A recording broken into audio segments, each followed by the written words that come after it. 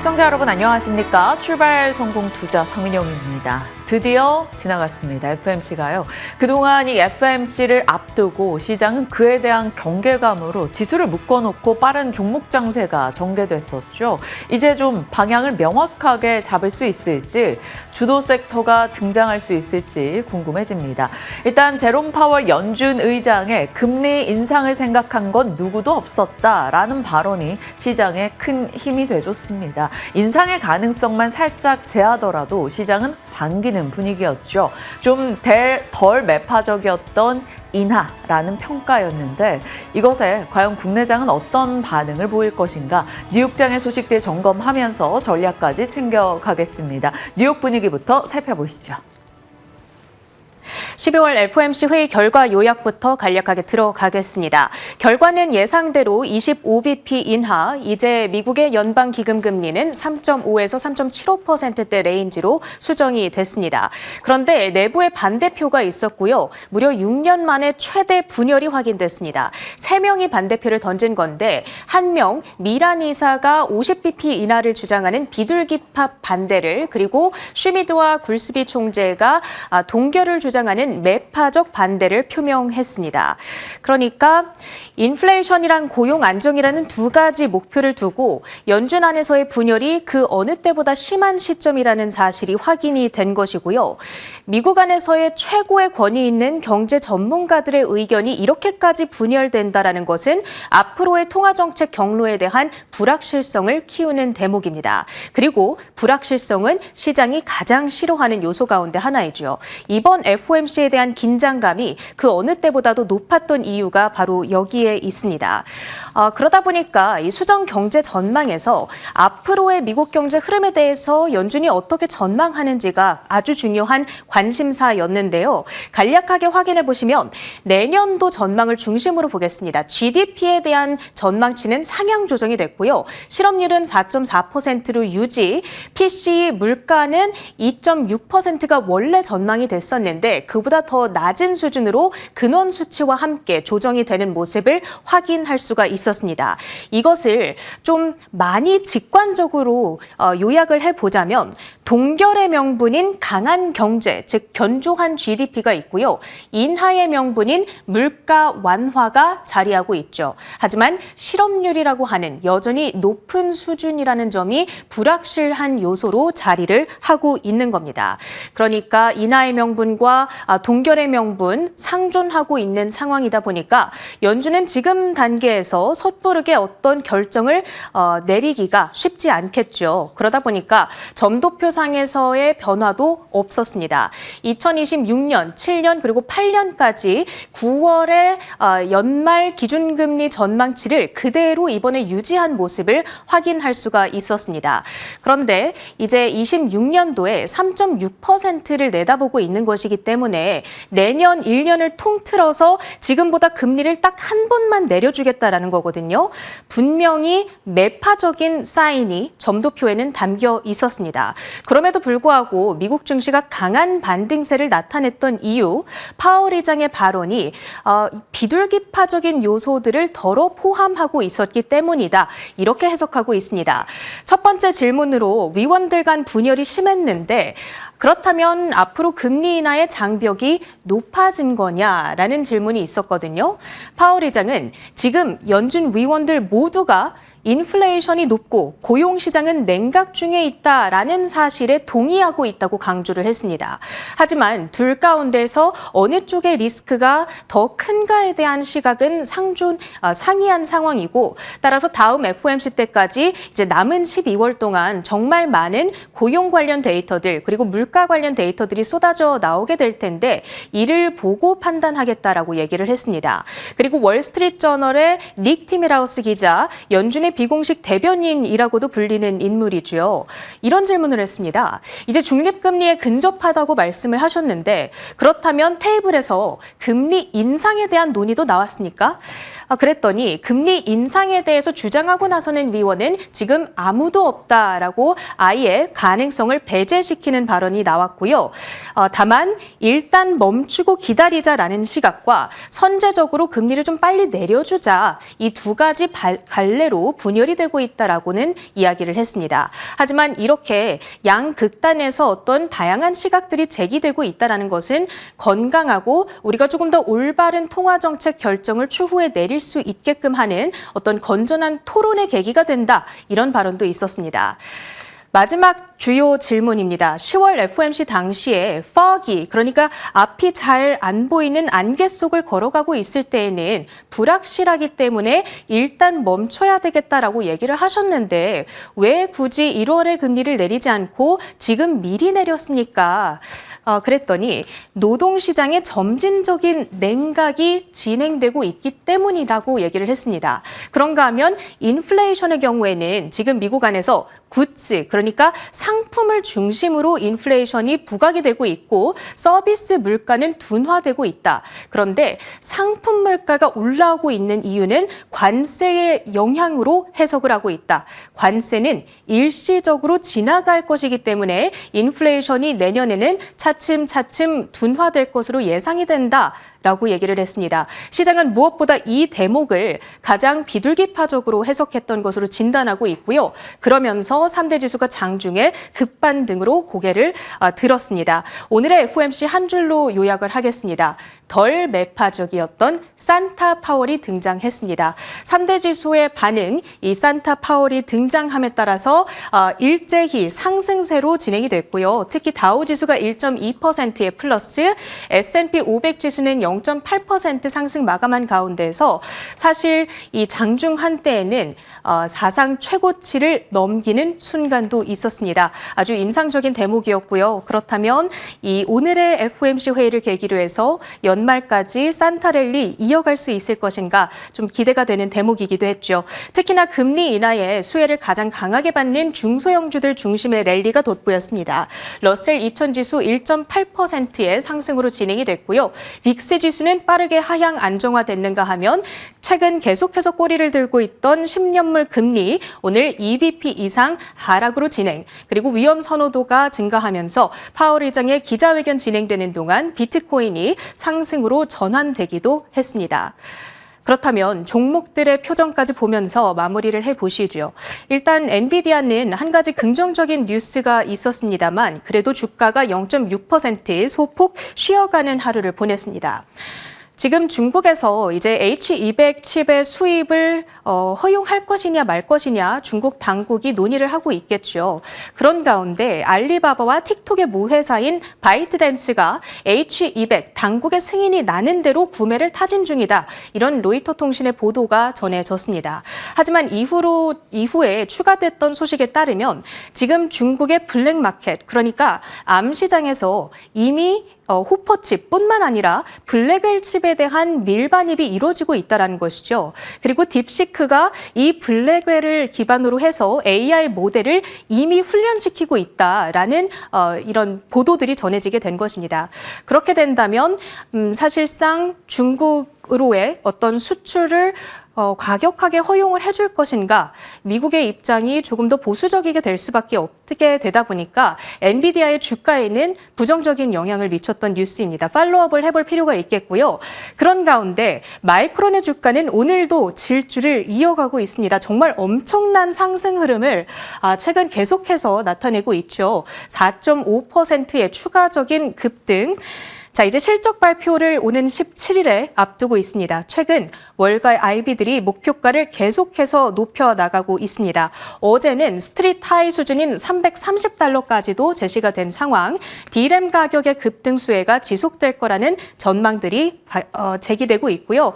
마이크론 강세 효과로 여타 반도체주들 역시 분위기가 좋았고 필라델피아 반도체 지수는 오늘 1.3%의 플러스로 확인되고 있습니다. 그런가 하면 테슬라의 주가 역시도 1%대의 플러스였습니다. 도이체방크 측에서 내년에는 물리적 AI 사업이 시장에서 주목을 받을 것이다 라면서 PT $470로 제시를 했고요. 아마존. 자, 이제 알파벳과 마이크로소프트에 이어서 아마존까지 미국의 빅테크 기업들이 넥스트 사업의 거점을 인도로 딱 타겟팅을 한 것 같습니다. 간밤에는 아마존이 350억 달러 AI 인프라 투자 계획을 또 밝혔고요. 그러면서 빅테크 3사의 누적 인도 투자 총액은 100조 원에 달하게 됐습니다. 다만 지금 애프터마켓에서 추가되고 있는 좀 안타까운 소식 가운데 하나는 AI 소프트웨어의 대장주 격이라고 볼 수 있는 오라클 실적이 아쉽게 나오면서 급락세를 보이고 있다는 점까지 챙겨보시면 좋겠습니다. 국내 증시의 연결 포인트를 이어갑니다. FOMC를 기다리며 마주했던 어제 장부터 하나씩 복귀하고 새벽의 뉴스들까지 같이 더 정리해 가겠습니다. 어제 양지수의 방향은 엇갈렸죠. 코스피는 떨어졌고 코스닥은 올랐습니다. FOMC를 앞둔 경계감 속에 종목 차별화 현상이 나타난 가운데 하이닉스가 올라줬음에도 지수를 끌어올리기에는 힘이 좀 부족했습니다. 하락 종목 수가 훨씬 더 많았던 어제 하루였죠. 그래도 대형주 일부가 선전한 가운데 SK 하이닉스와 삼성 SDI가 돋보였습니다. 하이닉스 같은 경우는 자사주 ADR 상장 추진에 대한 조회 공시 답변이 있었죠. 검토 중이나 확정된 바는 없다. 아예 절대적인 부인이 아니었었기 때문에 시장은 오히려 긍정 회로를 돌렸습니다. 그래서 SK 하이닉스 어제 58만 원을 넘어갔죠. 삼성 SDI는 미국 기업과 2조 규모의 수주 소식이 있어서 어제장 비교적 선전했습니다. 이 두 종목을 제외하고 본다면 시가총액 상위 종목들 크게 뚜렷한 방향을 나타내진 못했고요. 그래도 괜찮았던 쪽은 제약 바이오였습니다.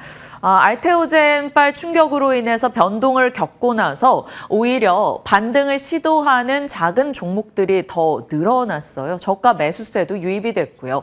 화이자의 저분자 화합물 GLP-1 도입 이슈로 인해서 관련해서 비슷한 라인을 갖고 있는 일동제약의 급등세가 눈에 띄기도 했습니다. 비만 치료제 단에서도 일동제약이 유독 강한 시세가 있었고요.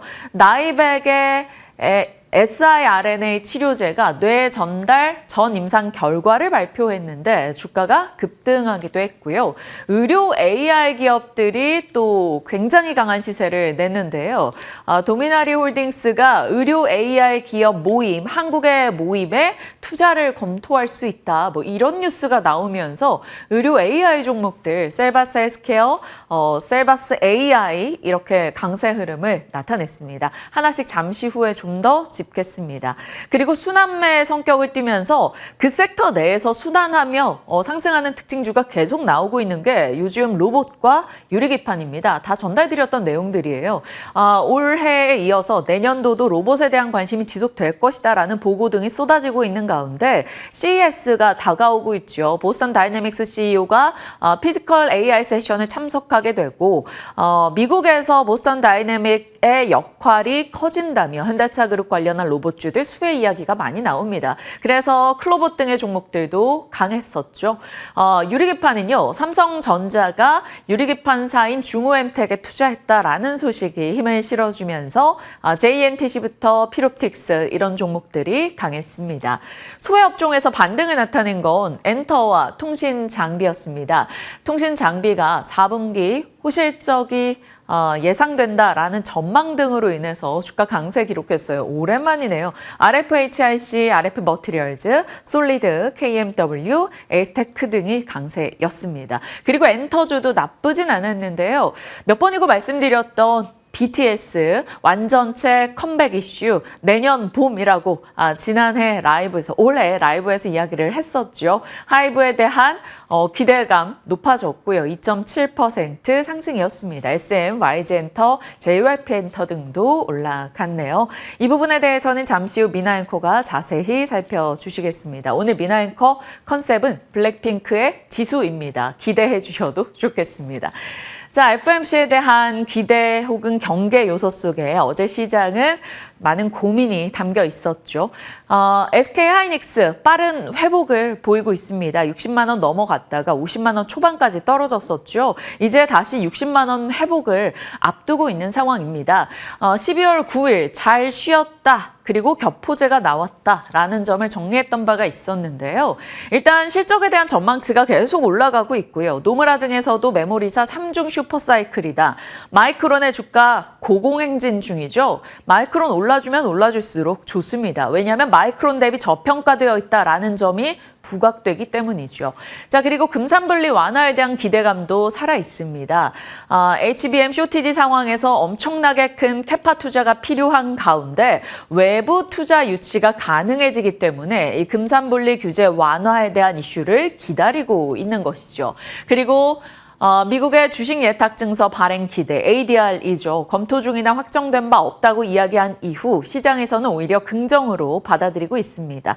만약에 ADR 발행이 이뤄지게 된다면 접근성의 비약적인 개선이 따른다라고 말씀을 드렸죠. 결국 유동성이 공급될 겁니다. 필라델피아 반도체 지수 등등이 아니면 다른 미국의 반도체 ETF에 포함이 되게 된다면 SK 하이닉스 ADR 이쪽으로 꽤 많은 수급이 들어올 수 있다라는 거죠. 물론 이것 또한 양날의 검이 될 수 있다라는 점은 기억해야 됩니다.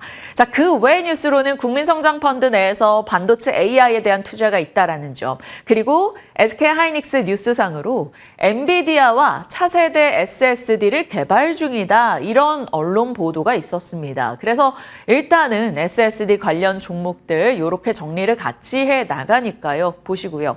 다만 어제였죠. 저녁에 SK 하이닉스 투자 경고 종목으로 지정이 됐습니다. 이제 미수거래 불가능하고요. 신용융자 매수 불가능하고요. 대체거래소에서 거래가 되지 않는 시기가 됩니다. 오늘 또 선물옵션 만기일인 만큼 조금의 변동을 주의하자라는 목소리 등도 나오고 있네요. 다만 하이닉스를 단기 트레이딩용으로 쓰시는 분들이 그리 많지 않으실 겁니다. 하이닉스의 장기적 방향에 대한 고민, 일단은 이런 뉴스상으로는 긍정의 모멘트가 조금 더 많다라는 점 확인되고 있네요. 다만 이제 투자 경고 종목 지정이 올해로 3번째입니다. 자꾸 이런 일이 벌어지니까 약간 거래소 규정에 대해서도 조금 수정이 필요하다, 이런 목소리 등이 나오고 있네요.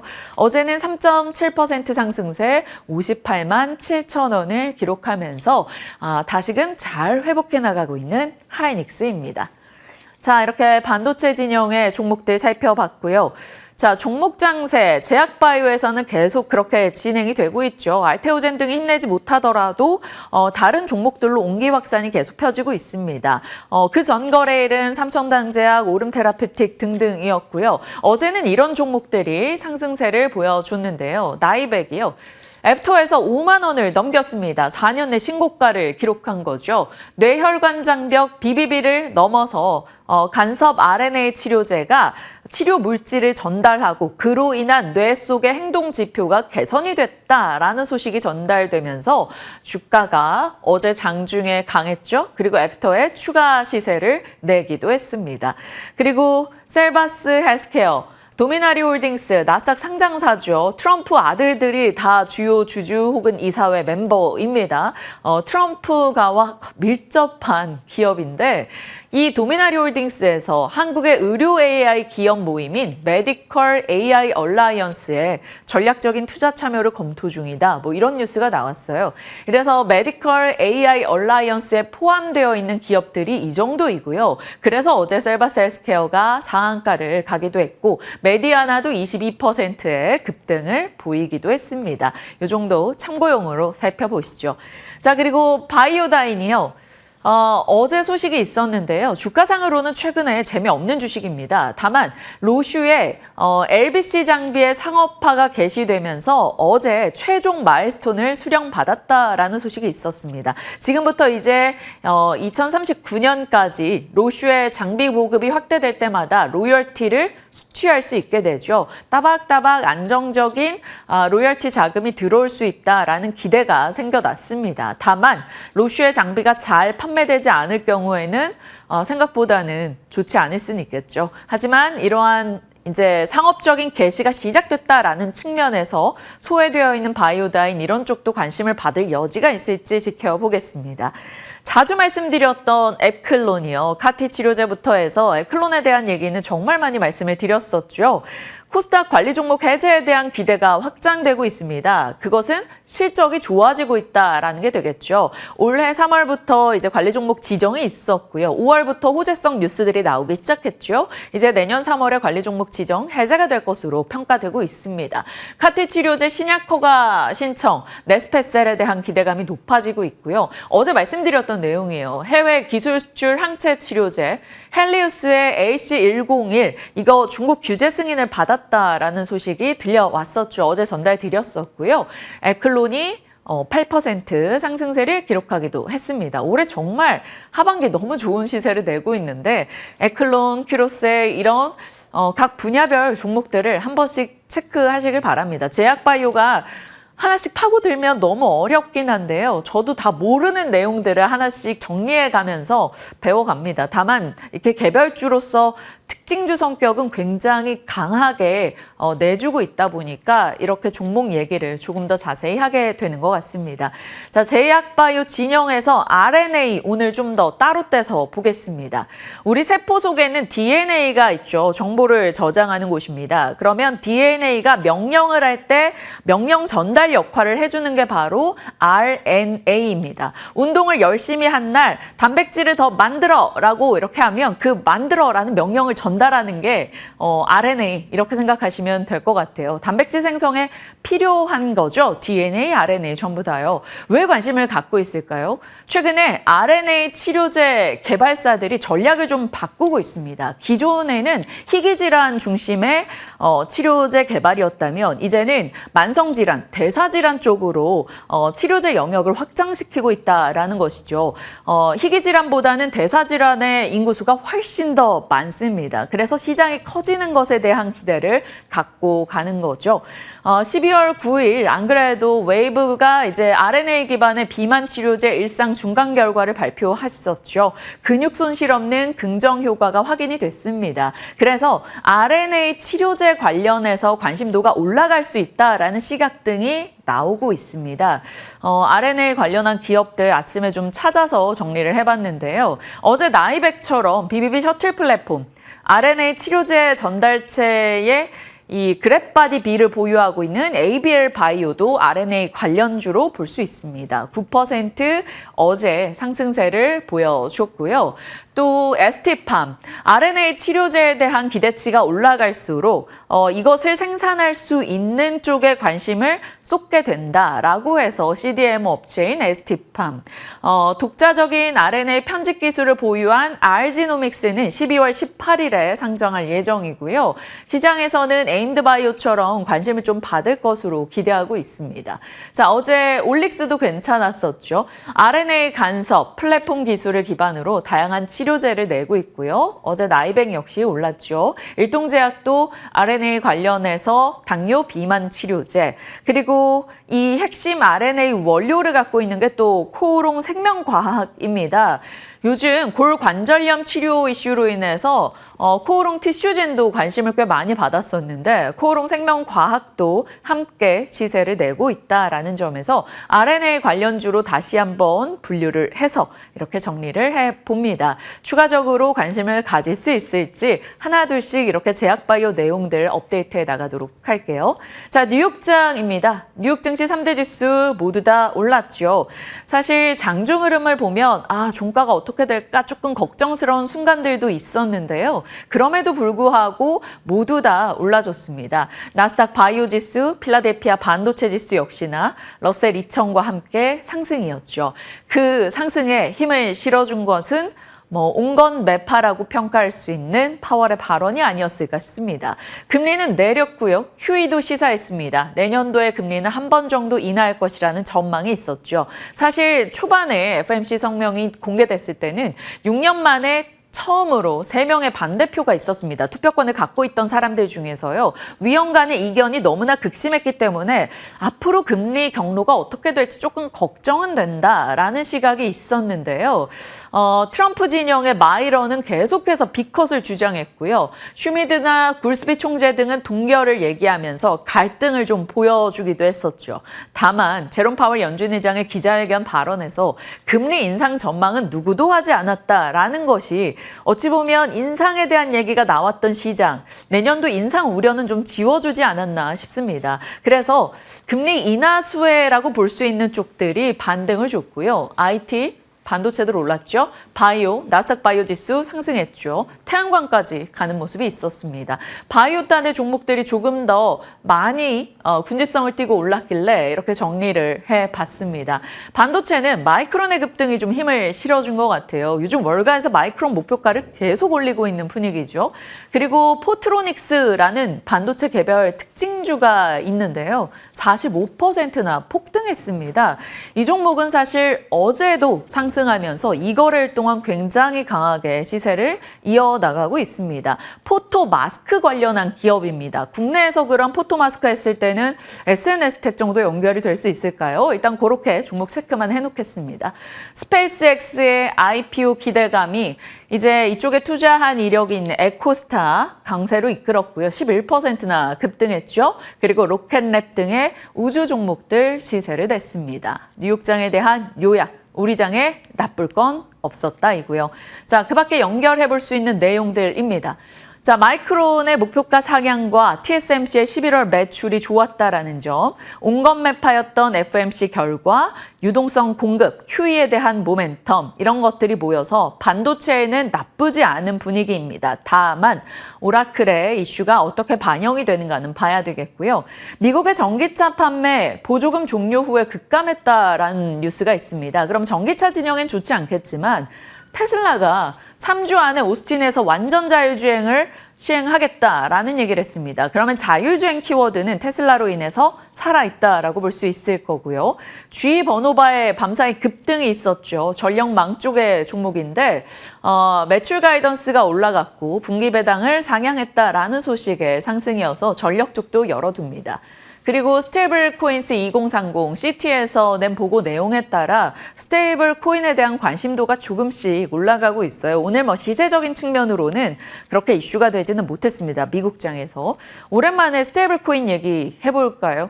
시트그룹의 보고서 내용에 따르면 블록체인의 챗 GPT 모먼트다라고 얘기하고 있습니다. 미국과 유럽, 일본 등 지니어스 법안 등도 그렇고요. 주요국에서 규제 체계를 완성하고 있습니다. 보통 시장이 커지려면 규제가 정립이 돼야 되는데 그 부분이 완성돼가고 있다라는 것이죠. 그래서 글로벌 경쟁 질서가 재편되고 민간 금융사 중심의 발행이나 정산 서비스가 완성돼가고 있다라는 소식이죠. 여기서 그러니까 결제 질서가 재편되는 걸로 아마 바꿔야 될 것 같습니다.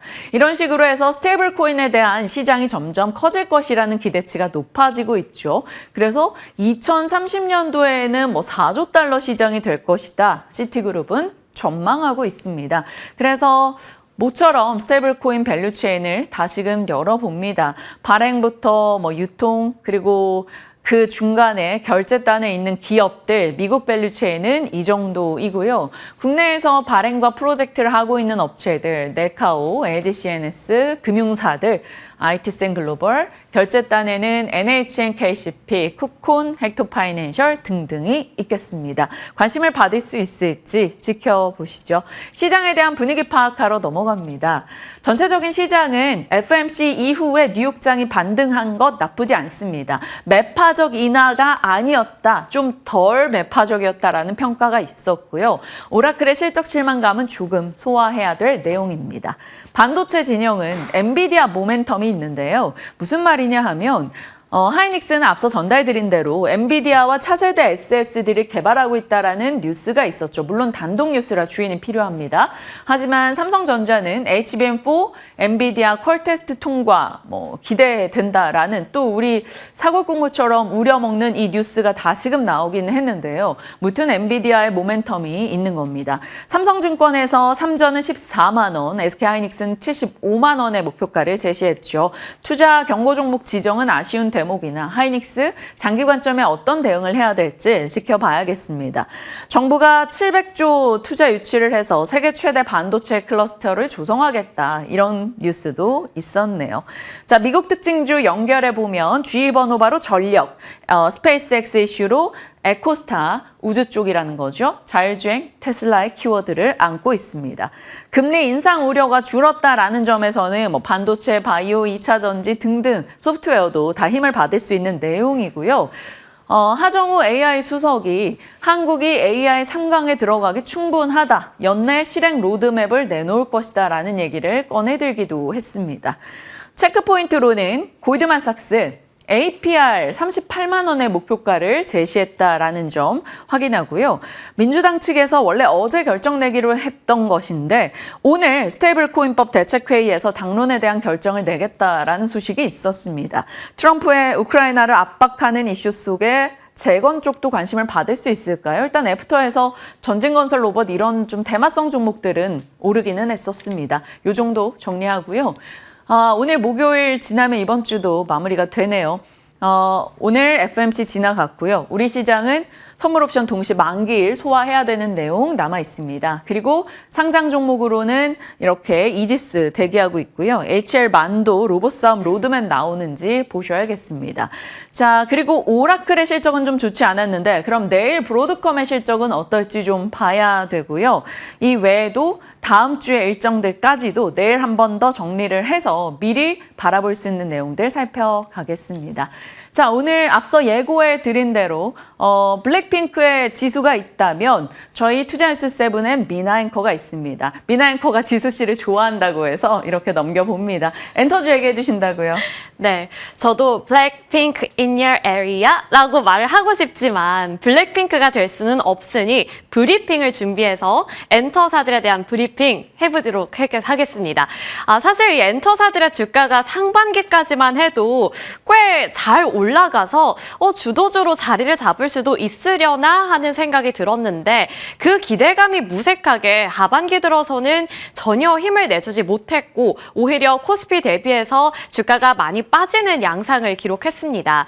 보시면 이제 SM 같은 경우에는 11월 한 달 동안 10%의 하락세를 나타냈고요. JYP 같은 경우에는 20%, Y젠터 같은 경우에는 27%, 하이브는 12%대의 조정을 받으면서 가파른 우하향하는 그래프를 그려 나갔습니다.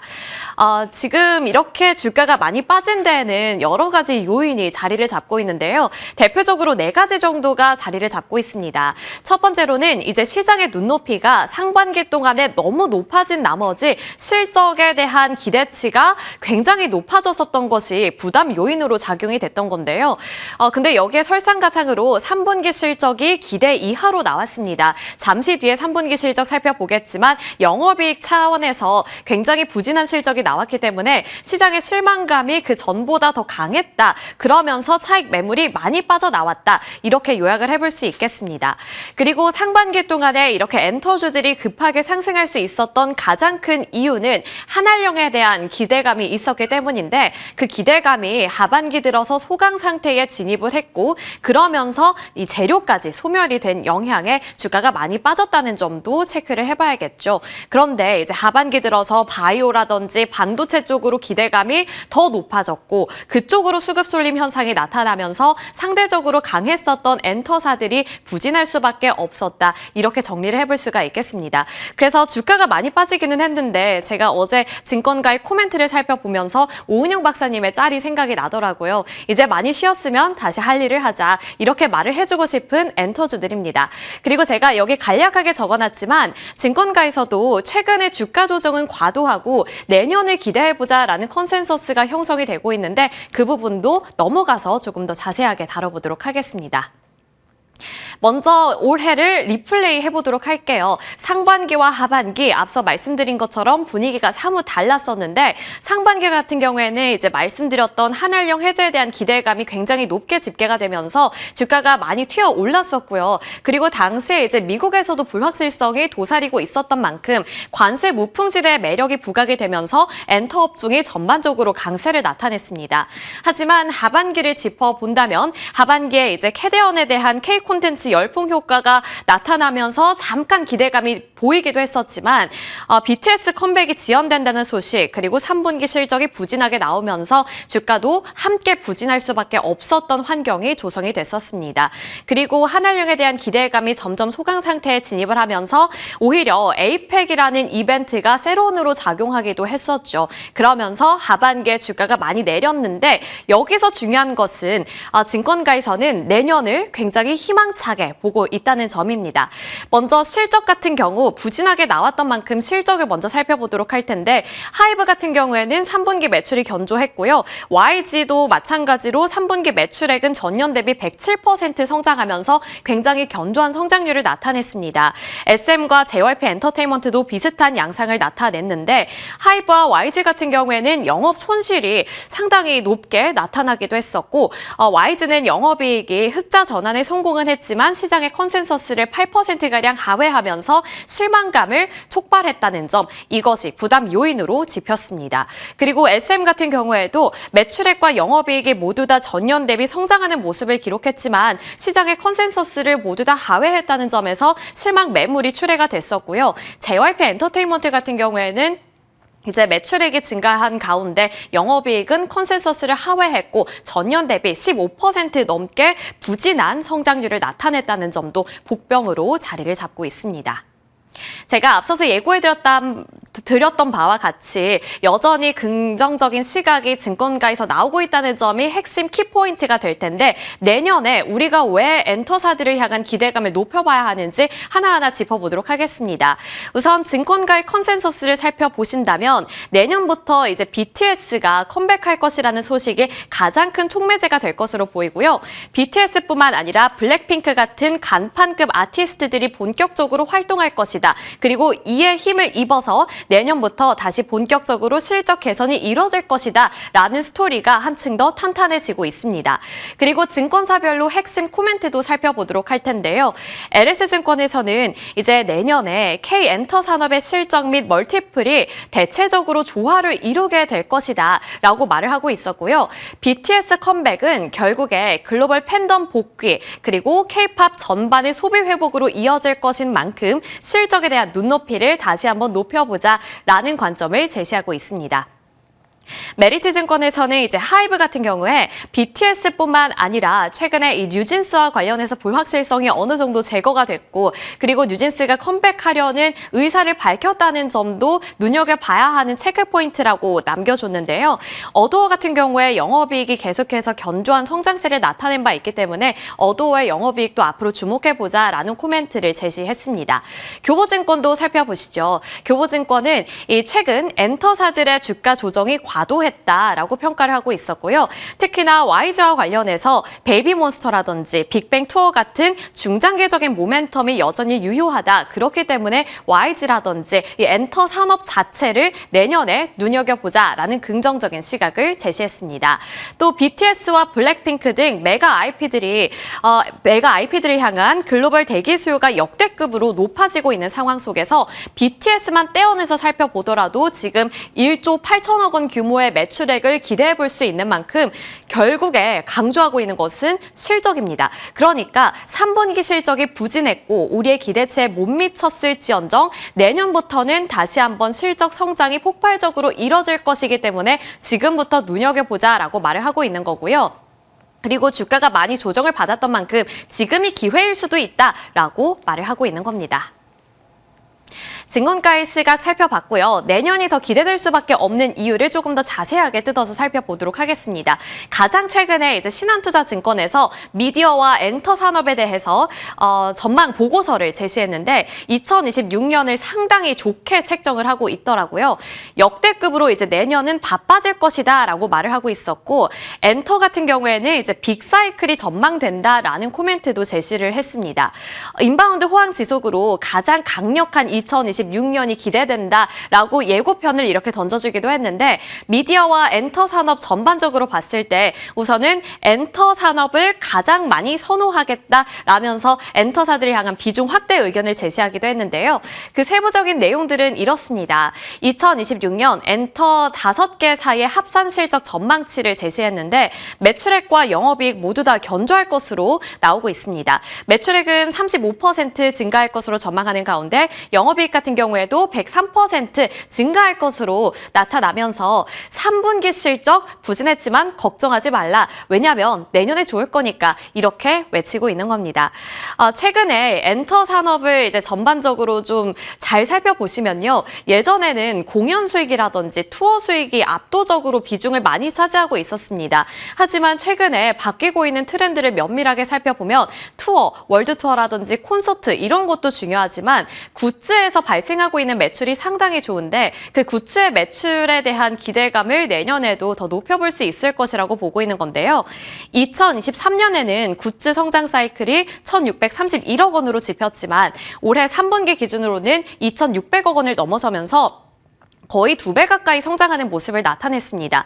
그런데 여기에 슈퍼 IP들, 특히 BTS가 컴백하게 된다면 팝업 스토어라든지 굿즈를 구매하는 팬들 층이 굉장히 많아질 것으로 보이기 때문에 굿즈를 통한 구조적인 성장도 우리가 기대해 볼 수 있다고 보고 있는 거고요.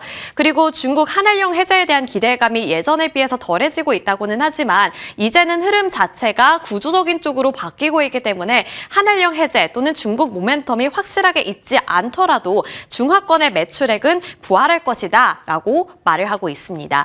그리고 레거시 IP 기환이 아무래도 이제 가장 큰 기대 요인이 될 텐데 계속해서 말씀드리고 있죠. BTS 컴백 내년 봄에 예정이 되어 있습니다. 그래서 봄을 기점으로 해서 실적에 반영이 되는 것을 차근차근 눈여겨봐야 한다는 점도 반영을 해주시길 바라겠습니다.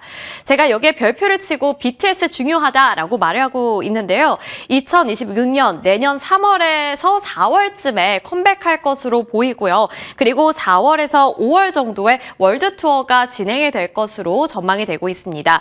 그렇게 될 경우에는 이제 1월과 2월에 월드 투어 스케줄이 나올 가능성이 높게 집계가 되고 있는데 이제 1월과 2월에 월드 투어 일정이 나오게 된다면 그때부터 이제 본격적으로 기대감이 주가에 반영이 될 수가 있겠죠. 그래서 내년 1월과 2월부터 하이브라든지 엔터 업종을 눈여겨보시는 것도 괜찮을 것 같고요. 이제 월드 투어 실적이 반영되는 것은 아마 2분기나 3분기 이쯤부터 되지 않을까 싶습니다. 이런 점들도 체크 포인트가 되겠고 특히 이제 앞으로 중요한 것은 티켓 가격이 될 텐데 이 티켓 값은 앞으로도 계속해서 올라갈 것으로 전망이 되고 있습니다. 기존 추정치는 20만 원대였는데 테일러 스위프트라든지 블랙핑크의 티켓 값이 점점 오르면서 30만 원대까지 갔다고 합니다. 그렇게 된다면 BTS가 정말 오랜만에 컴백하는 만큼 가격값이, 이 티켓 값이 더욱더 오를 가능성도 무시 못한다라는 말이 나오고 있는 거고 월드 투어 규모는 예상했던 대로 300만 명에서 360만 명으로 전망되고 있습니다.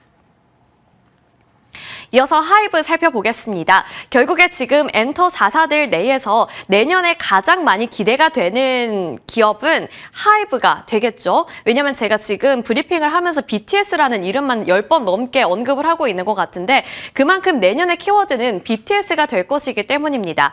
이제 내년에 예상되는 영업이익 자체가 전년 대비 622%나 늘어날 것으로 전망되는데요. BTS 효과가 되겠죠. 그래서 5,149억 원의 영업이익이 전망이 되고 영업이익률도 10%대로 회복할 것이다 라는 상당히 공격적인 전망이 나오고 있습니다.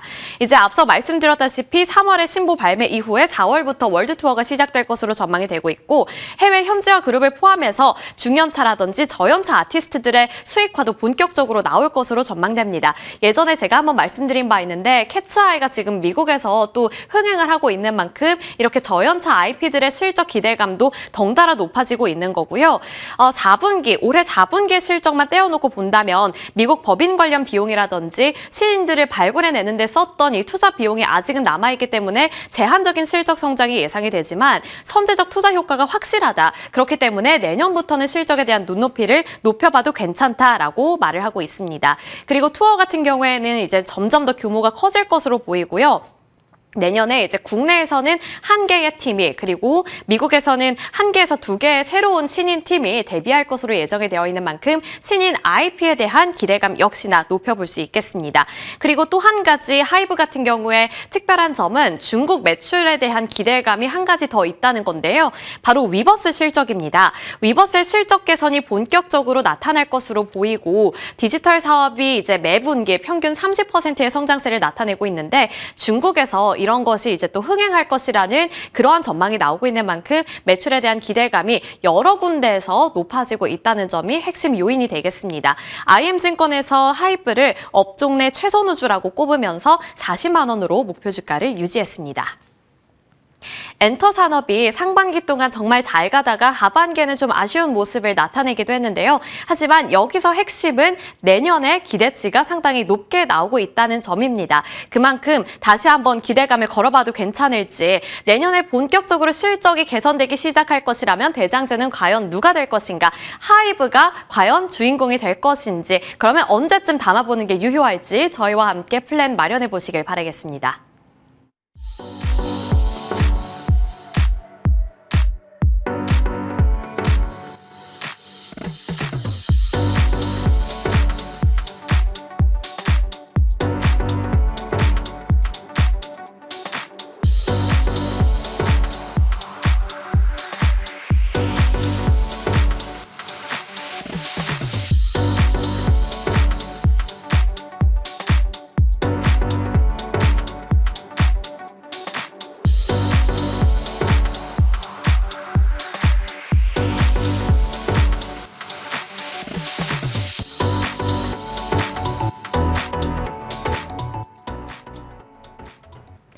드디어 FOMC가 지났습니다. FOMC 지나고 좀 제대로 시장 정리를 해보자라는 시각 등이 많았었는데요. 이 두 분과 이야기 나누겠습니다. 해운솔루션 이정호 팀장님, IS셋 김태성 본부장님 함께합니다. 어서 오세요.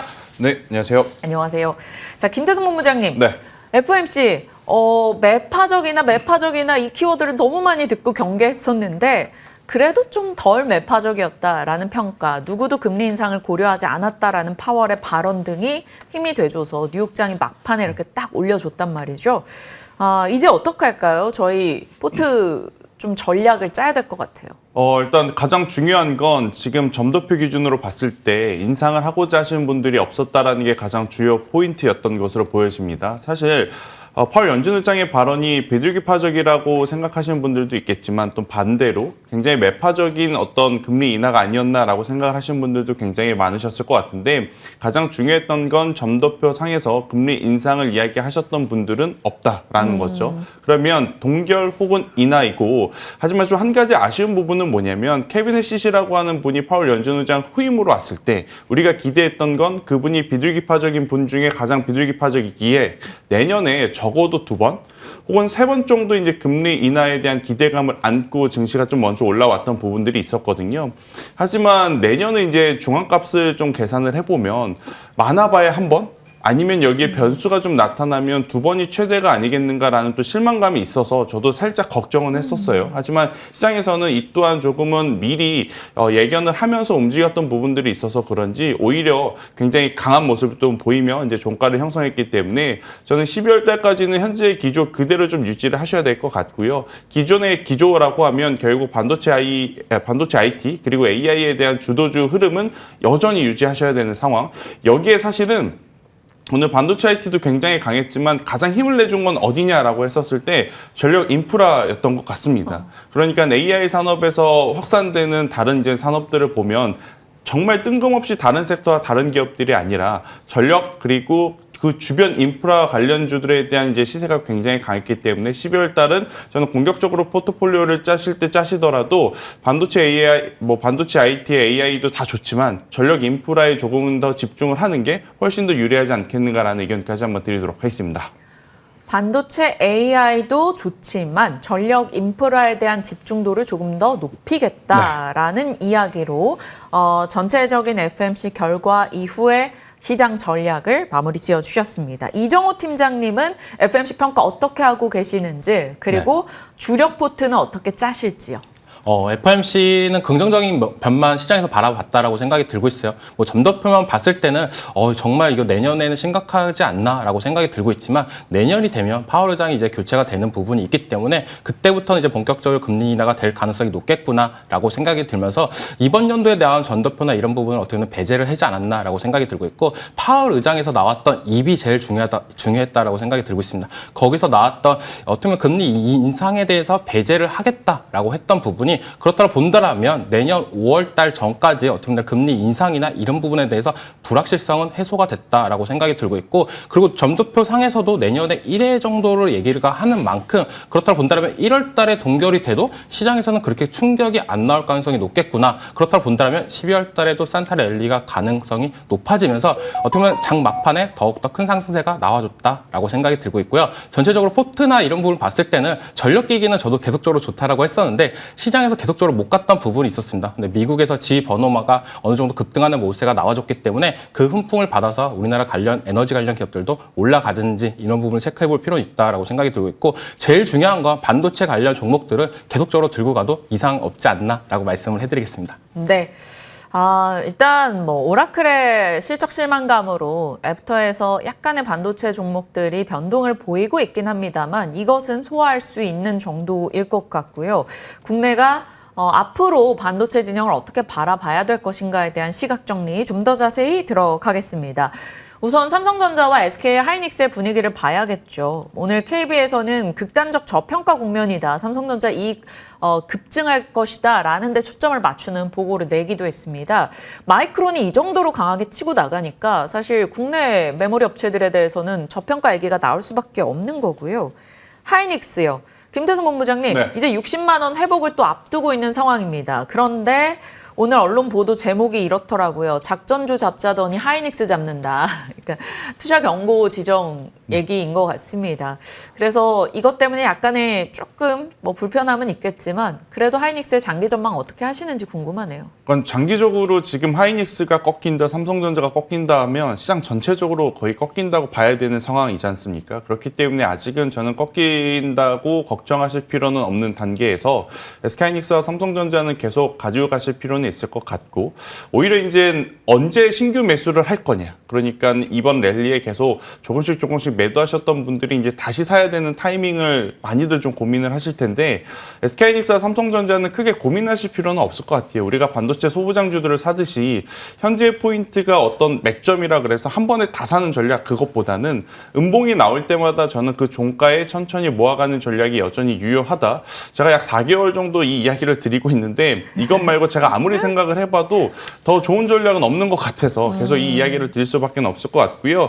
일단 향후의 어떤 성장성이라고 하는 것, 그러니까 HBM에 대한 성장이 멈추면 어떡하나요? 라고 먼저 생각을 하시는 분들이 있는데 저는 HBM 성장이 멈춘다 하더라도 그 다음엔 HBF가 있다라는 이야기를 좀 드리고 싶습니다. HBM은 지금 D램을 쌓은 거지 않습니까? HBF라고 하는 것은 낸드 플래시를 지금 쌓은 상황. 결국엔 지금 현재로서의 데이터 용량을 놓고 봤을 때는 GPU, 그러니까 HBM이 들어가는 GPU가 모든 것을 감당을 해내고 있는 상황이긴 하지만 지금 뭐 루빈, 블랙엘 뭐 여러 가지 그 다음의 아키텍처를 통해서 더 발전된 기술들이 나오고 있는 이유는 뭐냐면 두 가지인 겁니다. 데이터 양이 갈수록 더 레버리지가 생기면서 쌓이고 있다는 거죠. 그리고 이제 두 번째, 발열에 대한 문제는 결국 엔비디아를 포함해서 하이퍼스케일러 기업들이 모두 다 해소를 해야 되는 상황. 그럼 이것을 획기적으로 또 개선을 해줄 수 있는 기술 자체가 HBF인데 이것을 또 할 수 있는 기업이 삼성전자와 SK하이닉스. HBM과 좀 다릅니다. HBM은 삼성전자와 SK하이닉스 마이크론 테크놀로지지 않습니까? 그런데 삼성전자와 SK하이닉스 샌디스크. 이렇게 또 압축을 할 수는 있어서 이 부분에 대한 관심도도 한번 여러분들이 꼭 체크는 해보셨으면 좋겠다는 의견 드리겠습니다. 웨스턴 디지털이 올해 새롭게 제시한 개념이 바로 HBF입니다. SSD 기반으로 낸드를 HBM처럼 이렇게 병렬화하고 고속화하는 기술을 뜻하는데 HBM 그리고 HBF 이 모든 모멘텀을 갖고 봤을 때 삼성전자 하이닉스 보유해야 한다라는 의견입니다. 반도체 소부장에서는 어떤 걸 탑으로 뽑고 계시는지 사실 저희 이 질문 너무 많이 드렸어가지고 그냥 종목만 쭈르륵 들을까요? 일단은 종목 이야기하기 전에 소재 부품 장비 중에 소재를 1순위에 좀 둬야 될 것 같아요. 소재로. 장비 같은 경우에는 사실 어떤 이야기가 많이 나와야 되냐면 삼성전자와 SK하이닉스가 증설을 할 겁니다. 증설을 할 예정입니다. 이 이야기가 나와야 하는데 뭐 평택의 P5 공장 같은 경우에는 이미 우리가 알고 있었던 내용이라서 그것을 제외하면 지금 삼성전자도 그렇고 SK하이닉스도 그렇고 슈퍼 의뢰 위치에서 내려오고 싶은 마음은 없을 겁니다. 그러니까 쉽사리 증설에 대한 이야기는 일부러 저는 안 꺼내고 있을 가능성이 높다라는 생각이 들어서 장비주들은 조금은 고통스럽겠지만 이 시기는 좀 지나야 되지 않겠는가라는 생각이 들고 있고 그렇다면 결국 여전히 소재 쪽이 저는 더 관심을 좀 가질 수밖에 없다. 특히나 소재 쪽에 최근에 여러 가지 뉴스 붙은 쪽에 포토레지스트가 단연 좀 돋보일 수밖에 없을 것 같아요. 대표적으로 동진세미캠과 솔브레인을 좀 말씀드릴 수는 있을 것 같은데 그중에서 직접적으로 또 연관이 있는 것은 이제 동진세미캠으로 좀 보여져서요. 동진세미캠을 한번 보시는데 참 동진세미캠 오래전부터 추적하셨던 분들은 이런 생각이 들 겁니다. 모멘텀은 충분한데 주가가 쉽사리 그렇게 강하게 좀 가지 못한다라고 좀 맞아요. 생각을 하실 것 같아요. 근데 이제 전체 시장 점유율을 놓고 봤을 때 일본 기업의 시장 점유율을 어느 정도 좀 뺏어와야 되는데 그게 좀 정체가 된 상황이 아무래도 이제 주가의 발목을 잡고 있는 것 같은데 그래도 일정 부분 우리나라에서 국산화 내재화를 한다면 동진세미캠의 입지가 정말 독보적이기 때문에 저는 현재 구간을 조금 인내를 하신다라고 했었을 때는 동진세미캠 굉장히 좋게 볼 수 있다라고 좀 말씀드릴 수 있을 것 같고 네. 반도체 테스트 소켓의 리노공업은 더 이야기 안 드려도 될 것 같습니다. 네, 정말 많이 리노공업은 얘기하셨어요. 계속 가져가 보시는 게 좋을 것 같다는 의견 드리겠습니다. 네. 미국에서 이제 포토 마스크 관련한 종목들도 급등세를 시현하고 있는 만큼 이런 쪽의 뉴스들 좀 더 저희 면밀히 보겠고요. 약간 소재단을 앞단에 두자라는 차원에서 동진세미캠, 솔브레인 등도 한 번 더 확인을 하겠습니다. 리노공업은 뭐 계속해서 얘기해 주신 내용이니까 넘어갈게요. 자, 이정호 팀장님은 반도체 두 종목 다 홀딩인지 그리고 조금 더 마음 가는 게 있으신지 궁금하네요. 삼성전자나 SK하이닉스 같은 경우에 보유하신 분들은 계속적으로 들고 가시는 전략이 저는 맞다라고 생각이 들고 있고요. 가격을 지금 논할 때는 아니다라고 생각이 들고 있어요. 못해도 내년 최소 3월 달까지는 들고 가시는 전략으로 한다라고 본다면 지금보다 더욱더 나은 수익률이 나올 가능성이 높다라고 생각이 들고 있고 그 이유는 반도체 관련해가지고 지금 사이클이 초기 단계인데 지금 만약 내가 수익을 챙길 경우에 이걸 팔고 다른 종목을 들어가도 그렇게 조금 아쉬운 평단가가 만들어질 가능성이 있다고 생각이 들고 있어요. 물론 내가 고점에 팔고 저점에 들어가면서 계속적인 플레이를 한다면 좋겠지만 내가 고점에 못 팔고 저점에 팔고 고점에 사고 계속적으로 이런 반복되는 것보다는 저는 기간을 두면서 내년 3월 달까지 보유 그 다음부터 이제 나오는 이슈나 이런 부분을 체크를 해보면서 더 끌고 갈지 아니면 수익을 볼지 이런 부분을 체크를 해봤으면 좋겠다라고 생각이 들고 있고 SK하이닉스 같은 경우는 다들 알다시피 이번에 뭐 ADR 얘기가 나오면서 마이크론과 비교를 계속적으로 하고 있다라고 생각이 들고 있어요. 그렇다고 본다라면 SK하이닉스나 이런 부분에서 코리아 디스카운트가 해소가 될 경우에 여기서 추가적인 상승 탄력을 받을 경우에 뭐 90만 원, 100만 원까지도 얘기를 하는 만큼 어떻게 본다면 진짜 이제 SK하이닉스의 전성기가 될 가능성이 있지 않나라고 생각이 들고 있고 SK하이닉스가 이끌면서 이제 삼성전자가 따라가는 흐름이 나올 가능성이 더 높아졌다라고 생각이 드는 부분이 SK하이닉스에서 이제 외국인들의 수급세나 이런 부분이 들어와줬던 부분이 제일 긍정적인 영향을 끼치고 있다라고 생각이 들고 있습니다. 그 소부장 관련해가지고는 계속적으로 말씀을 해드리는 부분이 장비는 좀 빼고 보자. 소재 부품만 보자라고 했던 부분이 있는데 이제 장비도 저는 좀 봐도 괜찮을 것 같다는 생각이 드는 부분이 가격적인 측면으로는 많이 저렴해졌다라고 생각이 들고 있어요. 물론 원익 아이패스만 본다라면 고점에서 계속 조정이 나오고 있지만 다른 관련주 대표적으로 뭐 한미반도체나 이런 종목들 같은 경우에 어느 정도 조정이 마무리가 되는 시점이다라고 생각이 들고 있기 때문에 차트상 기술적 분석으로는 지금 자리에서는 충분히 괜찮다라고 말씀을 해드리고 싶고 부품 관련해가지고 대덕전자를 계속적으로 언급을 해드리고 있는데 이 종목 같은 경우도 계속적인 홀딩 관점으로 우리가 어떻게 본다면 PCB 기판 관련해가지고 한 종목 정도는 저는 들고 가야 된다고 생각이 들고 있어요. 워낙 실적 개선이나 이런 부분이 원활하게 빨리 이루어지고 있기 때문에 대덕전자를 그중에서 탑픽으로 보고 있다 말씀을 해드리겠습니다. SK 하이닉스, 한미반도체, 대덕전자 이렇게 이정호 팀장님의 조금 더 힘을 실어주는 종목 3개로 정리해 볼 수 있겠네요. 안 그래도 시청자분께서 한미 반도체 얘기하고 계셨는데 딱 그 코멘트를 해주셔서 텔레파시가 통한 듯 했습니다. 자, 반도체 살폈으니 바이오 갈게요. 바이오 알테오젠 시세 뭐 이런 쪽은 좀 아쉽긴 합니다. 하지만 그 외에 중소형 바이오단이 너무 좋은 흐름을 보이고들 있어서 막 개별 특징주로서는 바이오의 뽐내기가 지금 거의 공작새입니다. 자, 바이오 그러면 어떻게 추려가야 될지, 만약에 반도체가 가면 수급 뺏길까 이런 걱정들도 하시는 것 같은데 어차피 개별성의 특징을 갖고 있다면 뭐 탑픽 위주로 들어야 될 것 같은데요, 김태선 본부장님. 일단 저는 3가지 기업을 좀 압축을 해왔어요. 어제, 그제 이틀 동안은 아마 시장에서 가장 많이 거론이 됐었던 제약바이오 기업들 중에 하나는 삼천당 제약이 아닐까라는 생각이 듭니다. 에스페스 플랫폼을 통해서 경부용에 대한 기대감, 물론 이건 미래의 기술을 좀 땡겨와서 지금 적용을 받고 있는 상황이죠. 하지만 기존의 펀더멘탈적인 부분을 고려해보면 아일리아 바이오시밀러 쪽에 경쟁이 심화됐다라는 우려감도 좀 있습니다.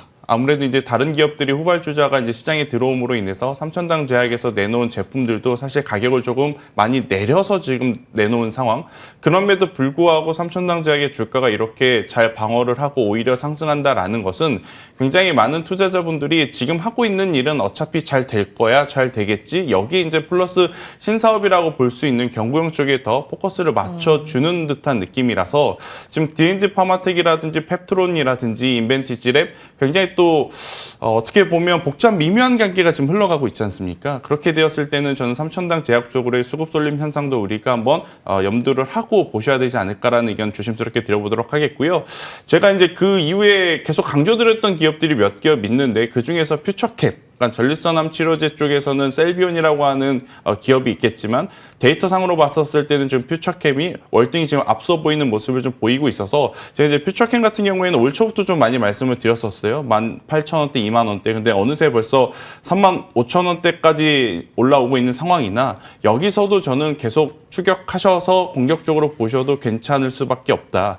여러분들이 뭐 아시는 분들도 있겠지만 전 세계 암 환자 환우분들 중에 이 전립선암 환우분들이 굉장히 많고 우리나라에서도 이게 항상 탑3 안에 드는 좀 안 좋은 질병으로 보여지고 있거든요. 그러다 보니까 원하시는 분들이 많을 수밖에 없는 상황에서 제대로 된 치료제를 만드는 퓨처캠이 만약 모든 데이터를 성공적으로 만들어내게만 한다면 저는 기업의 가치 또한 훨씬 더 올라갈 가능성이 높다. 이렇게 좀 보시면 될 것 같고 그리고 이제 10월 달 들어오면서 11월 달에 가장 많이 말씀을 드렸던 게 GI 이노베이션 쪽입니다. 여기는 이제 면역 항암제 쪽을 하고 있는데 완전 관해. 그러니까 이게 엄청나게 좋다라고는 할 수는 없지만 그래도 실질적으로 기술에 대한 평가를 긍정적으로 받아낸 그런 포인트가 있기 때문에 저는 GI 이노베이션까지 이렇게 3기업을 한번 압축해 보시는 게 좋을 것 같고요. 그리고 이제 제약바이오 가지고 있으신 분들 중에 아마 가장 지금 고민이신 분들은 뭐 알테오젠도 있겠지만 유한양행이 아닐까 싶습니다. 유한양행이 최근에 특별한 이슈 없이 자꾸 이제 우하향 곡선을 좀 그리고 있고 박스 하단을 이탈할 가능성도 굉장히 높아 보이는 상황이라 유한양액은 우선은 펀더멘탈 쪽으로 바뀐 건 없지만 지금 센티멘탈 쪽으로 좀 악화된 부분들이 있어서 최근에 박스 하단 이탈을 하게 되면 일정 부분을 좀 리스크 관리하시는 게 좋지 않겠나라는 의견 드리겠습니다. 네. 제약바이오 진영에서 눈여겨볼 수 있는 3종목 얘기해 주셨습니다. 삼천당제약, 퓨처캠, 지아이노베이션, 그리고 유한양행에 대해서는 약간 조심스러운 목소리 내주셨네요. 자, 이정호 팀장님은 어떤 종목을 제일 좋게 보고 계시는지 그리고 의료 AI에 대한 시각도 궁금해요. 제약바이오 쪽에서는 한미약품이 제일 좋지 않나라고 생각이 오늘 다 반도체는 한미반도체, 제약바이오는 한미약품. 네, 한미약품이 좀 좋게 보고 있는 부분이 K 비만 치료제 관련해가지고 이런 부분에 대해서 어느 정도 국내 영향을 계속적으로 받고 있다라고 생각이 들고 있습니다. 뭐 GLP-1 같은 경우는 다들 어떻게 본다면 이거는 성공이 거의 확실하다라고 생각이 드는 부분이 있기 때문에 내년부터 이제는 어느 정도 매출액인 측면이나 이런 부분이 반영이 된다라고 본다면 또한 폭발적인 기대나 이런 부분이 형성이 될 가능성은 있다라고 생각이 들고 있고 삼중 작용 차례나 이런 부분 얘기가 나오면서 뭐 근손실 얘기나 이런 부분은 아직까지는 먼 미래지만 어느 정도 파이프라인을 확보했던 부분이 시장에서 시장에서 조금 관심이 더욱더 많이 받을 가능성은 있다라고 생각이 들고 있고 의료 AI 관련해가지고는 항상 얘기를 해드리는 부분이 루닛은 이제는 잊어라라고 하는 부분이 큽니다. 왜냐하면 이런 신기술이나 이런 기술적 회사 같은 경우에는 어떻게 보면 매물대가 제일 없는 게 제일 중요하다고 생각이 들고 있어요. 근데 루닛은 과거에 너무 잘 나갔던 영향이 있기 때문에 지금은 어느 정도 매물대가 쌓이면서 잘 못 가는 경향이 있다라고 생각이 들고 있고 대표적으로 뭐 상장한 지 얼마 안 됐던 3빌리언이나 아니면 시어스 테크놀로지 이런 기업들은 조그만 퍼포먼스만 보여줘도 계속된 우상향이 나와줬던 모세가 나와줬다라고 생각이 들고 있습니다. 그리고 얼마 전에 어제장에서 어느 정도 핫했던 셀바스 그룹들이 요즘 조금 더 이 상승세를 계속적으로 이어갈지 이런 부분을 조금 더 체크해 볼 필요는 있겠지만 워낙 큰 호재다라고 저는 생각이 들고 있어요. 뭐 대표적으로 보자라고 보면 미국 나스닥의 상장사가 이제 셀바스 그룹에 어느 정도 관심을 갖고 있다라고 보실 수가 있고 그 상장사가 트럼프와도 어느 정도 연관성이 있다라고 생각이 드는 부분 그런 부분과 맞물려서 어떻게 본다면 어제장에 상한가까지도 가는 종목이 발생을 한 만큼 시세가 오늘적으로 연속적으로 이어질지 아니면 이 종목을 못 따라갔기 때문에 아니면 이때까지 계속적으로 잘 갔던 CS 3빌리언을 따라가야 될지 아니면 시어스 테크놀로지를 따라 들어가야 할지 이런 전략으로 나눠져야 된다고 말씀을 해드리겠습니다. 네. 프리마켓의 분위기 체크하고 추가적인 특징주 등에 대한 전략들 이어가겠습니다. 현재 어떻게 진행이 되고 있을까요? 열어보시죠. 자, 우선 오늘은 삼성전자 1% 상승, 하이닉스는 투경 지정으로 인해서 대체거래소에서 거래되지 않습니다. 그 외 시가총액 상위 종목들 양지수 모두 다 올라가고 있습니다. 아무래도 FMC 결과에 뉴욕장이 그래도 호응하며 반응을 보여줬기 때문이겠죠. 유독 좀 더 눈에 띄는 건 바이오단입니다. 알테오젠부터 해서 펩트론, 리가켄바이오 다 그래도 다른 종목 대비해서 상대 강도가 조금 더 좋다라는 점이 확인이 되고 있네요. 상승률 상위권으로 넘어가 보도록 할게요. 롯데케미칼의 급등세, 화학 쪽에 또 뭐 얘기가 있었을까요? 사실 뭐 좀 거래량을 좀 봐야 되는 거죠. 추후 시세를 좀 더 보고 저건 얘기를 하도록 하겠습니다. 1%로 바뀌었습니다. 자, 삼성전기 3% 올라가고 있습니다. MLCC 기판, 로봇 모터, 카메라 모듈 여러 가지 사업부 등이 모멘텀이 되고 있고요. 요즘에 삼성그룹의 유리기판 얘기가 계속 나오면서 삼성전기 시세가 꾸준하게 진행되고 있다는 점 매일같이 짚어가고 있네요. 오늘도 마찬가지 되겠습니다. 자, 쿠콘 등의 종목들 급등 흐름 확인이 됩니다. 앞서 스테이블코인 관련한 얘기를 드렸었는데 혹시 그와 관련한 연결인지는 좀 봐야 되겠고요. 바이오다인 로슈로부터 이제 로열티를 따박따박 받게 된다라는 점에 오늘 일단 3% 프리마켓 기준 반응을 보여주고 있고요. 앞서 이정호 팀장님 언급 주셨던 셀바스 헬스케어 10%의 상승세, 어제 좋았었던 나이백도 추가적인 강세를 이어갑니다. 이래서 제약바이오 요즘에 이제 개별 특징주 단으로 조금 자세하게 설명을 드리는 것 같아요. 거래량 상위로 가면 삼성전자, 삼성중공업, 한올 바이오파마 들어가 있고요. 이수 스페셜티 케미컬도 자주 거론이 됩니다. 그런데 조금 강력한 시세 연속성을 좀 기다려 봐야 되는 것 같고요. 그 외로는 앞서 말씀드렸던 상승률 상위 종목들이랑 비슷하네요. 자, ESS에서 일부 서진 시스템 등 좀 3% 정도 오름세 포착이 됩니다. 자, 김태성 본부장님, 저 중에서 코멘트 해주고 싶으신 분야가 있을까요? 일단 조선업 관련해서는 여러분들이 이제 한 번 정도는 고민을 좀 해보실 필요는 있을 것 같습니다. 그러니까 안 좋은 고민이 아니라 긍정적인 고민을 해보시는 것도 도움이 되지 않을까 싶은 게 그동안 사실 정체되어 있었던 신조선가와 이제 중고선가가 저번 주 주말을 기점으로 일정 부분 반등이 나왔거든요. 그런데 이 반등세가 만약 이번 주 주말을 지나고 조금 더 이어지게 된다라고 하면 조선주들 같은 경우에는 한두 번 정도의 더 좋은 시세가 날 가능성이 굉장히 높아 보인다. 이렇게 좀 보시면 될 것 같고요.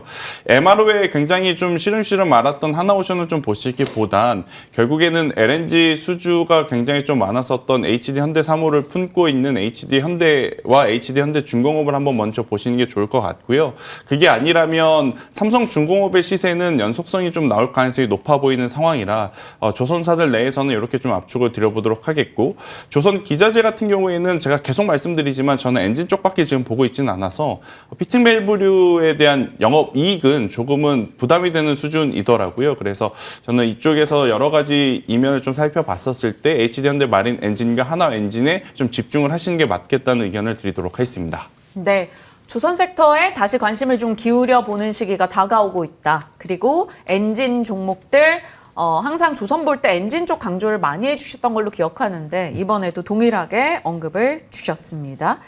자, 이렇게 하나씩 시장 속 특징주들 혹은 관심을 둘 만한 분야들을 살펴나가고 있는데 요거 하나만 짤막하게 좀 짚고 갈까요? 이정호 팀장님, 네. 통신 장비요. 어제 모처럼 실적 기대감에 다 같이 올라가는 모습. 물론 시세가 급등은 아니었습니다만 이들에겐 이것도 급등일 수 있어요. 그동안 너무 붙였었잖아요. 네. 근데 드디어 시기가 좀 달라지는 걸까요? 이 통신 쪽에 대한 투자 등이 많이 이뤄질 것으로 보는 내년이기 때문에요. 어떻게 보십니까? 이제 통신 장비 5G 테마 관련해가지고는 다들 이때까지 속았다라고 생각이 들고 있는데 이제 내년부터는 조금 달라질 가능성이 있다라고 생각이 들고 있어요. 왜냐라고 본다면 엔비디아에서 얼마 전에 노키아에 10억 달러를 투자를 하는 모세가 나왔었는데 그 내용을 조금 더 보자라고 보면 왜 투자를 했냐? 지금 GPU 성능이나 이런 부분이 많이 올라가도 데이터 전송 속도가 느릴 경우에는 어떻게 보면 원활하게 병목 현상이 나올 가능성이 높다라고 점쳐지면서 이제는 우리 GPU에 맞는 통신 장비나 이런 부분을 더욱더 구축을 하겠다라고 얘기가 나오면서 급등했던 몰세가 나왔었는데요. 그런 부분도 어느 정도 있다라고 생각이 들고 있고 우리가 지금 2차 전지 관련해가지고도 모빌리티에서 이제는 ESS, AI로 결합이 되면서 큰 폭으로 올라줬던 만큼 이 통신 장비도 기존의 어떻게 본다면 통신 장비 섹터에서 AI까지도 결합이 된다라고 본다면 밸류적인 측면이나 이런 부분이 다시 한번 더 올라갈 가능성이 있다라고 생각하는 부분. 그리고 내년에 이제 미국에서 이제 주파수 경매가 하는데요. 그거에 따라서 이제는 어느 정도 삼성전자에서 통신 장비 수주나 이런 부분이 나올 경우에 그 훈풍이 우리나라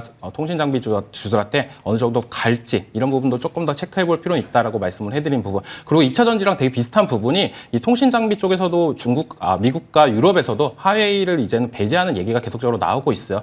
그런 부분이 이제는 우리나라 기업들한테도 어느 정도 훈풍이 될 가능성은 있기 때문에 이제 5G 테마 관련해가지고는 이제는 적극적으로 중장기적으로는 저는 담아가도 될 시점이다라고 생각이 들면서 그중에서 탑픽은 RFHIC가 지금은 뭐 방산으로 엮여주면서 어느 정도 실적이나 이런 부분을 많이 나왔던 부분이 있기 때문에 어떻게 보면 실적적인 측면에서 다른 5G 관련 종목들보다는 조금 더 우세한 모습이 있다라고 생각이 들고 있고 노키아랑도 계속적인 연관성이나 이런 부분이 제일 중요하다라고 말씀을 해드리고 싶어요. 왜냐? 엔비디아에서 투자를 했기 때문에. 근데 RFHIC 같은 경우는 노키아랑도 협력 관계를 유지하는 부분이 있기 때문에 어떻게 보면 5G 관련해가지고는 대장주는 RFHIC다라고 말씀을 해드리겠습니다. 네.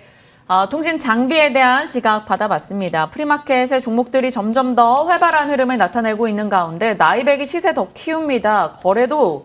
거래 강도가 상당한데요. 11% 올라가고요. 앞서 봤던 셀바스 헬스케어도 역시 추가 상승폭 키워나가고 바이오다인도 마찬가지입니다. 6%까지 올려가는 모습 포착이 되네요. 한올 바이오파마 이제 파트너주 이뮤노반트가 갑상선 암병증 3상 이달에 좀 완료된다라는 소식 등도 뉴스상으로 어제 접하긴 했었는데 오늘 나쁘지 않은 흐름입니다. 이렇게 곳곳에서 올라주는 개별주들이 많은 가운데 총 상단도 함께 끌어줘서 오늘 좀 분위기가 좋아졌으면 좋겠습니다. 김태성 본부장님, 네. 오늘의 탑픽 전략 어떤 걸로 끌고 가십니까? 오늘 말씀드리는 종목은 한화솔루션인데 오. 사실 그렇게 지금 시장에서 핫한 섹터는 아니에요. 그러니까요. 하지만 최근에 미증시의 전체적인 흐름을 보면 에너지 그리고 그 안에서 이제 신재생 에너지에 대한 이야기들이 계속 나오고 있는 상황이고 어제도 오늘 새벽 태양광 다 올랐어요. 그렇죠. 퍼스솔라가 이제 곧 있으면 또 고점 돌파할 가능성이 굉장히 높아 보이는 상황이라 이것을 우리나라에 가지고 왔었을 때 가장 민감하게 반응할 쪽이 어딘가라고 보면 한화솔루션과 이제 HD현대에너지솔루션입니다. 제가 이제 실적 기준으로 HD현대솔루션을 그동안에 많이 말씀드렸기 때문에 근데 이제 한화솔루션은 미국의 퍼스솔라가 이제 연동이 돼서 같이 움직이는 경향이 없지 않아 있어서 저는 만약 다음을 좀 생각을 하신다면 현재 포트 안에 한쪽에는 태양광 한화솔루션 아마 담아보는 것도 괜찮지 않겠나라는 생각이 들고 있고 대신에 이제 기술적으로 25,000원이라는 가격대 밑으로 내려오게 되면 리스크 관리는 좀 필요하지 않을까라는 의견 그리고 올라가게 된다면 1차적으로는 4만 원이라는 목표가를 한번 삼아보자는 의견 드려보도록 하겠습니다. 네. 4만 원의 목표가 굉장히 넉넉하게 주셨습니다. 한화솔루션 기억해 보겠고요. 이정호 팀장님의 오늘의 탑픽 전략은 유리기판이네요. 네, 맞습니다. 어떻게 보면 한 단계 더 뛰어넘어서 보자라고 생각이 들고 있어요. 왜냐하면 오라클의 실적이나 뭐 네이리스, 브로드컴의 실적이나 뭐 이런 부분이 시장에서 어느 정도 반도체 관련된 불안감을 만들어주고 있지 않나라고 생각이 들고 있고, 그렇다고 본다면 반도체 쪽을 집중적으로 지금 담아가는 것보다는 그 다음 단계 유리기판을 차라리 보시는 게 낫지 않나라고 생각이 들고 있고, 삼성전기에서도 이제는 유리판 관련 기업에 투자를 하는 모세가 나와주면서 이제 조금 더 가속화나 이런 부분이 나올 가능성이 높다라고 생각이 들고 있어요. 물론 삼성그룹에서도 국내 투자나 이런 부분 얘기가 한 만큼 유리기판 쪽에서 더욱더 적극적으로 얘기가 나와준다라고 본다면 이 상용화나 이런 부분이 더욱더 빨리 될 가능성이 높기 때문에 이제 유리기판 관련해가지고는 뭐 SKC 같은 경우 26년도에 양산 계획을 한 만큼 저는 시간이 지나면 지날수록 이 유리기판 관련주들의 가치는 더욱더 올라갈 가능성은 있다라고 생각이 들고 있습니다. 그중에서 피로틱스가 계속적으로 대장주 역할을 했다라고 생각이 들고 있고, 어느 정도 큰 폭으로 큰 상승세가 나온 다음에 기간 조정이 크게 들어왔다라고 생각이 들고 있어요. 그러면서 21선을 돌파해주면서 요즘 요 근래 좋은 모습세가 나와주고 있는데, 삼성전기가 신고가 갱신을 하는 모습세와 피로틱스가 어느 정도 그 흐름을 따라가지 않을까라고 해서 피로틱스를 갖고 왔고, 목표가 같은 경우에 55,000원, 손절가는 뭐 35,000원을 말씀해드리겠습니다. 네, 55,000원, 35,000원 목표와 손절 라인 살펴주셨으니까요. 참고해 주시길 바랍니다. 자, 1위권부터 한 50위권 대에서 안 오르는 종목이 별로 없습니다. 뭐 메리츠 금융지주 정도만 약보합이고요. 거의 다 올라가는 모습, 시가총액 상단에서 시세적으로 괜찮고요. 앞서 전력에 집중하자라는 의견 해주셨는데 HD 현대일렉트릭 한 2% 조금 돋보이는 시세 나오고 있습니다. 주가 등락률 상위로 가면 갑자기 JRK가 치고 나왔죠. 25% 급등인데 이 종목도 이 도미나리 홀딩스가 뭐 투자 검토 중이라는 메디컬 AI 얼라이언스에 포함이 되어 있는 종목입니다. 셀바스 헬스케어 등등과 함께요. 같이 포함되어 있는 게 한미사이언스인데 이쪽은 뭐 강보합 정도 진행이 되고 있고요. 그 외에는 이제 의료 AI와 뭐 유리기판, ESS 또 우주 쪽에 HVM 정도 확인이 되고 있습니다. 오늘 장 어떻게 시세를 보여줄지 모르겠으나 장 대응 잘 하시길 바랍니다. 시장에 대한 전략 김태성 본부장님, 이정호 팀장님과 함께했습니다. 고맙습니다.